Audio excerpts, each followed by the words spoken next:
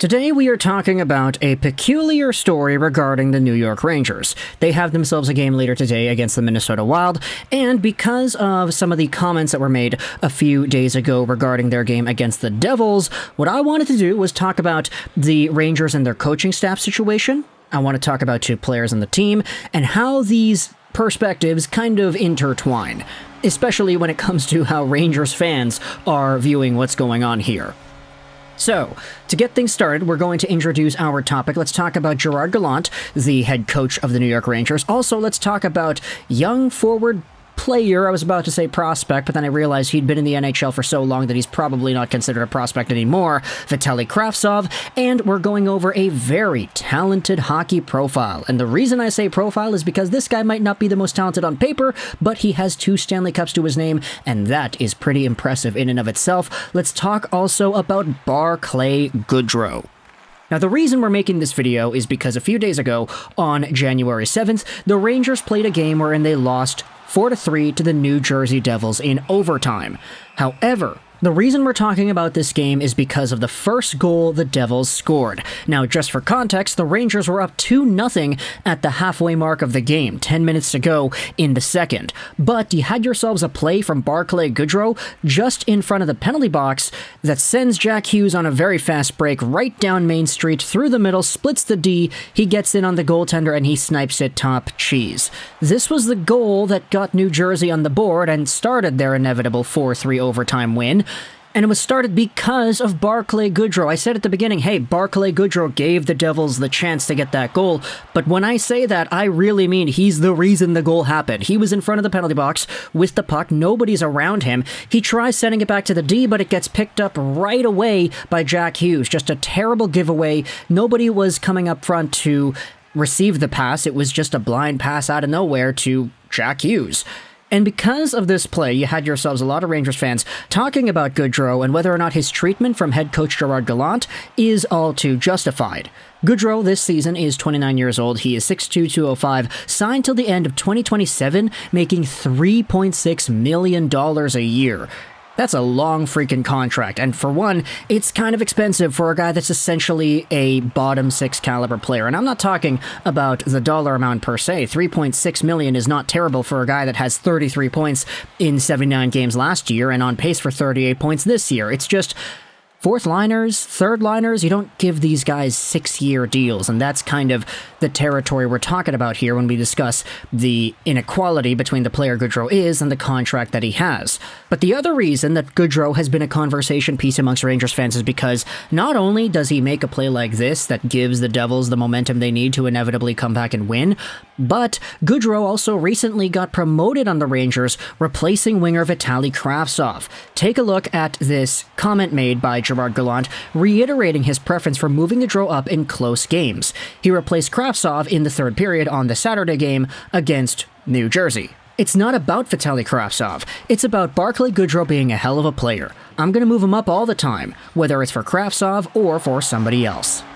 Take a look at this other comment that he made. Gallant brought up the turnover that Goodrow had, but it's clear that Goodrow has built enough equity with Gallant that it didn't deter him from the eventual change. There are few players he trusts more. He made a mistake the other night, Gerard Gallant said. Big deal. People make mistakes. Now, what I also wanted to do was go over onto the Rangers subreddit, because the fans of the Big Apple team had themselves a lot to say when it came to Gerard Gallant's perspective on everybody making mistakes and Barclay Goodrow still having all this equity that even if he does make a brutal turnover, just one of the worst plays we have seen all year, he's still able to get promoted towards the end of a game and displace a guy like Vitali Kravtsov in the process. Foghorn Leghorn says, so when a veteran that Gallant likes makes one of the worst passes I've seen in my life, it's everyone makes mistakes. When a kid does it, they must be taught a lesson. The lone example of a kid not being sat is Kakko, and he's gosh darn redeemed himself. That was not near the first time this season that Goodrow has made defensive mistakes that cost us goals. He's already made the decision of how he will give players ice time in close games regardless of what they do on the ice. Wonderful. Power play 1 can piss away chance after chance after chance, but those are just mistakes and everyone makes them. Kravtsov played a good game, Goodrow crapped the bed, Kravtsov demoted, Goodrow promoted. LMFAO.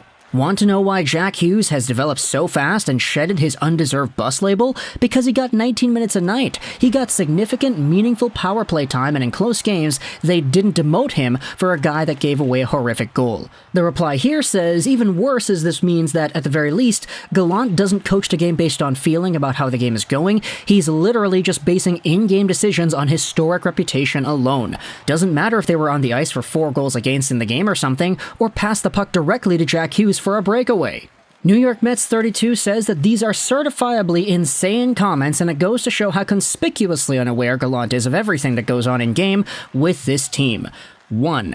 Barclay Goodrow is literally the worst defensive forward on this team. There is the replacement numbers for Goodrow. You could see that some players play significantly worse when they're with Barclay Goodrow than without. Vitali Kravtsov, VC, Trocheck, Kreider's, Abanicad all have higher goals for per 60 numbers when they're without Goodrow versus with. You also have the fact that Kravtsov has arguably been the best. His numbers are sort of reflected on that middle axis right there. You can see the players are a little bit worse when they're without Kravtsov. And number 3, Gallant benches Kravtsov in order to promote Goodrow for the sole purpose of defending a 3-1 lead because he thinks that Goodrow is better defensively than Kravtsov and is the go-to guy for defensive things, even though the numbers say the opposite. The Rangers also blew a 3-1 lead and lost in overtime in a game that felt like a playoff game. If this was a playoff game, he would only have benched Kravtsov for Goodrow even earlier than he did. If Gerard Gallant is going to treat Barclay Goodrow as the team's game breaker, then we're completely screwed. Don't be surprised when the next young player asks for a trade. I also hope those who thought our prospects were brats when they asked for trades are suddenly more open to rethinking this position. Gallant just confirmed everything we already knew about what it's like to be on this team. And, I mean, when you talk about some of the other young guys, Lias Andersson comes to mind, obviously Kravtsov is here, Kakko, Lafreniere. We've had many conversations over the years of a lot of these players, and the idea of them developing properly, not developing properly, being good enough to actually progress from one year to the next, because for guys like Lafreniere and guys like Kakko's been a beast the past few weeks over here, but just holistically, a lot of these forward prospects have not had the best development. And for Vitali Kravtsov, I'm going to say that this season the guy's actually doing pretty well. 23 years old, signed to the end of this season, making $875,000. He's got 5 points in 21 games played, which is not great, admittedly speaking, but at the same time, the advanced numbers do say that he actually is making a good positive impact on his team versus other players like Barclay Goodrow, for example, who are not playing relatively well, statistically speaking. And so, when it comes to the way Gerard Gallant has coached this team, we've talked at length about different ideas brought up by the Rangers fan base. We've talked about developing the other young guys, Lafreniere, top line minutes, Kakko, etc. And so, just seeing this pop up as another one of these things where Gallant is relying on his guy, he is relying on a guy that he feels in his heart is the best option to throw out there, even though he has a game like this. It's quite interesting seeing how that's developing. And so, talk to the comments your thoughts if you're a New York Rangers fan. What are your opinions on the way Gerard Gallant has coached this team so far? What are your thoughts on the development with the lines? What are your opinions on how he's progressed from last year up until this year? We know that there was a pretty good success last year. The team made it super far into the playoffs, but how has that success carried forward into 2022-2023? And do you think the treatment of Vitali Kravtsov in favor of a guy like Goodrow instead is reasonable? Let me know your thoughts in the comment section below. I hope you enjoyed this video. And bye.